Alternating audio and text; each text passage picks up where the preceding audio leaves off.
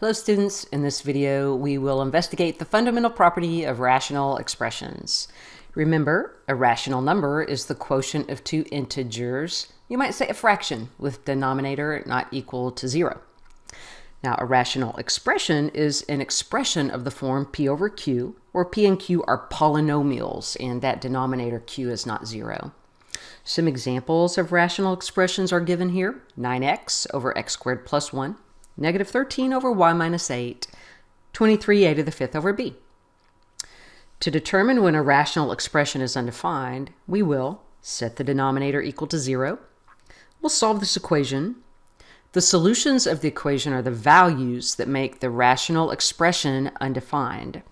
The conclusion is that the variable cannot equal these values. So in example 1, we will find values of the variable for which each rational expression is undefined. For example, in part A, we have x plus 2 over x minus 5. So focus on the denominator, x minus 5, set it equal to 0. Add 5 to solve that equation. So we can see that a value x equal 5, okay, will create 5 minus 5, or 0 in the denominator. Therefore, we cannot use x equal 5 in this rational expression. In part B, we have 3r over r squared plus 6r plus 8. Again, focus on that denominator and set it equal to 0. This is a quadratic equation. We're going to factor it. It factors r plus 2 times r plus 4.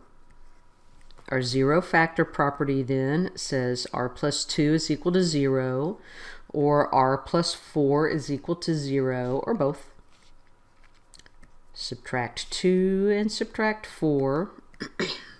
That's a negative 2 right here. R is negative 2 or R is negative 4. So these are values that cause the denominator to equal 0, and therefore those values cannot be used. Okay? They make the expression undefined. Lastly, in part C, we have z squared plus 5. We'll set that equal to 0. And we've got a problem here, and we can see that very clearly if we subtract 5 from each side. There is no real number that, when squared, gives an outcome that's negative, such as negative 5. Therefore, this rational expression is never undefined. There are no real numbers that will cause that denominator to equal 0.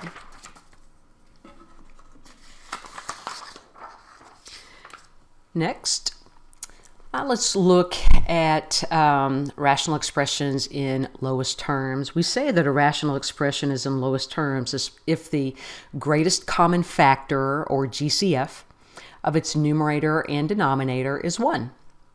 And we use the fundamental property of rational expressions to write these fractions in lowest terms. If we have a rational expression and k represents any polynomial other than 0, then p times k over q times k is equal to p over q. And essentially what we're using here is the multiplication property of 1, or you might say the identity property of multiplication. Okay, anything times 1, which is what k over k is, okay, is equal to itself. Okay. That sounds complicated, but it's not. Let's look. In example 2, let's write each rational expression in lowest terms, or you might say let's simplify them. Okay, so in part A, we're going to factor 40 as 5 times 8, and we will factor 72 as 9 times 8. And here we can see that 8 divided by 8 is equal to 1. And 5/9 times 1 is 5/9. And we've used that fundamental property of rational expressions. So essentially we've divided out a common factor of 8. In part B, okay, let's factor again and look for some common factors. The numerator, 18k squared, I'd like to factor 2 times 9 times k times k. Denominator is 2 times k times k times k 3 times. And now let's use our fundamental property of rational expressions and divide out common factors. The 2's can divide out a factor of k twice. Now what's left in the numerator and denominator? Okay, so that reduces to 9 over k. In part C, the factoring has been done for us. Let's divide out our common factors. And that reduced form is y minus 1 over y minus 5. Now, don't do any crazy canceling here, okay? We can't divide out those y's, okay? We cancel or divide out common factors, okay? But terms do not cancel. And these are terms, y and minus 1, 2 terms. Y and minus 5, 2 terms. So no crazy canceling there. We're finished with that one, and it is in reduced form. In example 3, we're going to write each rational expression in lowest terms or simplify. So we're going to continue simplifying. And the key here is factoring. In part A, there's a common factor 10 in the numerator. Let's write that 10 times x plus 9. And there's a common factor 2 in the denominator. That's 2 times x plus 9. Let's divide out the common factors, x plus 9. And now we're left with 10 divided by 2. And just go ahead and perform your division there. 10 divided by 2 is 5. Part B, factoring in the numerator, we have a difference of squares, and it factors k plus 6 times k minus 6. The denominator is a trinomial, and if that factors, it's going to factor as the product of 2 binomials, where the first terms must both be k. K times k is k squared. Factors of 12, the sum to 8, are 6 and 2. So let's write in here plus 6 and plus 2. And let's divide out the common factor, k plus 6. This gives the reduced form k minus 6 over k plus 2. And stop. This is completely reduced. It's in lowest terms. No crazy canceling here at the end. Part C.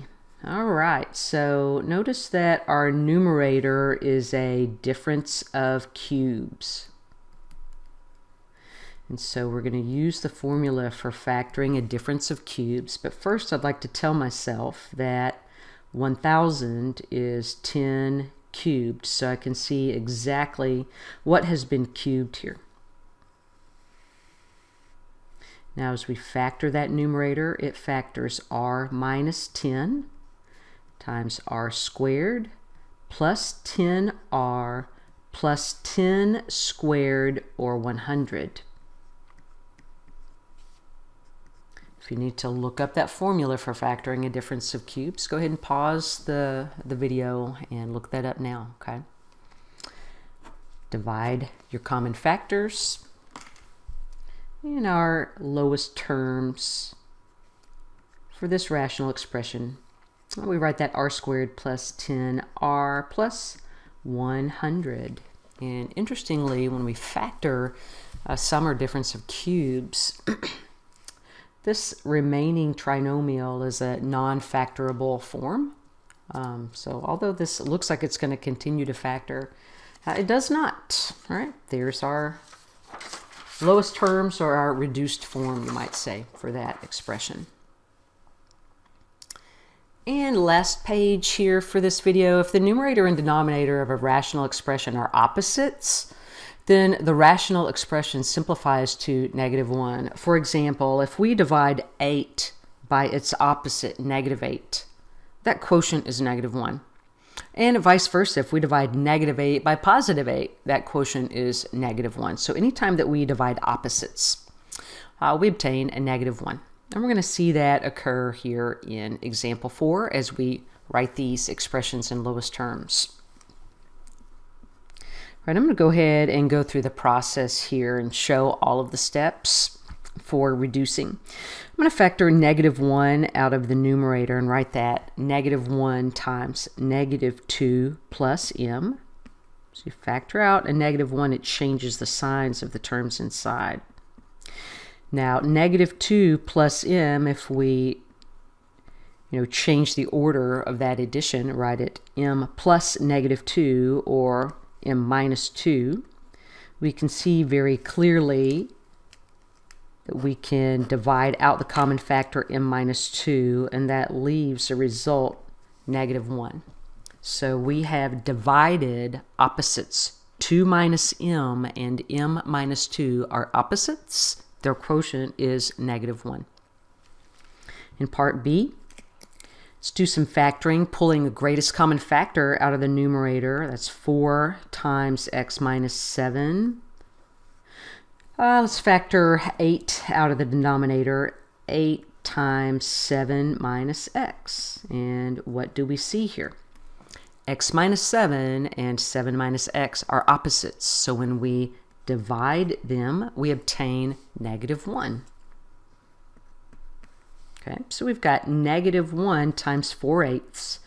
That's -4/8. And let's go ahead and divide 4 out of the numerator and denominator and write this in its reduced form, -1/2. Now lastly, in part C, we have w minus 8 and w plus 8. These are not opposites, okay? They're not the same, and they're not opposites, okay? The opposite of w minus 8 would be 8 minus w, okay? Not w plus 8. Okay, so this is actually not going to reduce. It is in its simplest form. Lastly, example 5, let's write 4 expressions that are equivalent to the negative of x minus 3 over 4 minus x. So first, we're going to apply that negative symbol to the numerator.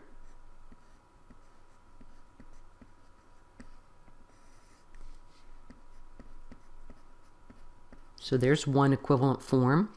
We can distribute that negative symbol into the terms of the numerator and write negative x plus 3 over 4 minus x. There's another equivalent form. We can apply the negative symbol to the denominator. Right, x minus 3 over the negative of 4 minus x. And then we can distribute that negative symbol into the terms of the denominator and write x minus 3 over negative 4 plus x. Okay, in this video we have considered rational expressions and we have written them in lowest terms and considered what values make the expression undefined. Okay, and you can rephrase that as what values for your variable cause the denominator to be 0. All right, good luck on these exercises.